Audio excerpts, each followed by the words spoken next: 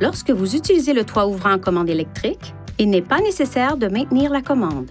Lorsque le contacteur d'allumage se trouve à la position ON, il est possible d'incliner le toit ouvrant à commande électrique, soit vers le haut, soit vers le bas, ou de le glisser pour l'ouvrir et le fermer à l'aide de cette commande. Pour ouvrir ou fermer le toit ouvrant jusqu'au bout, faites glisser la commande vers l'avant ou vers l'arrière. Pour arrêter le toit ouvrant, appuyez une fois sur la commande pendant qu'il se déplace. Pour incliner le toit ouvrant vers le haut, appuyez sur la commande et relâchez-la. Pour l'incliner vers le bas, faites glisser la commande vers l'avant. Ouvrez et fermez le pare-soleil en le faisant glisser vers l'avant ou vers l'arrière.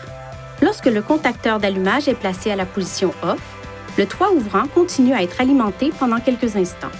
Si l'une des portes avant est ouverte pendant cette période, l'alimentation électrique du toit ouvrant est annulée. Si le toit ouvrant ne fonctionne pas correctement, effectuez la procédure suivante afin d'initialiser le système. Placez le contacteur d'allumage à la position ON. Si le toit ouvrant est ouvert, fermez-le complètement en poussant à plusieurs reprises la commande vers l'avant. Une fois le toit complètement fermé, poussez la commande de nouveau vers l'avant et maintenez-la pendant environ 15 secondes.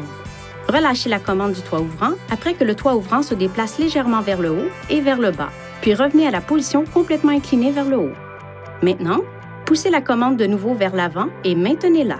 Relâchez la commande une fois que le toit ouvrant est passé de la position inclinée vers le haut à la position fermée, puis à la position ouverte, puis est revenu finalement en position fermée.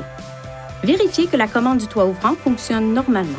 L'initialisation est terminée si le toit ouvrant fonctionne normalement. Dans le cas contraire, nous vous recommandons de vous rendre chez un concessionnaire Nissan.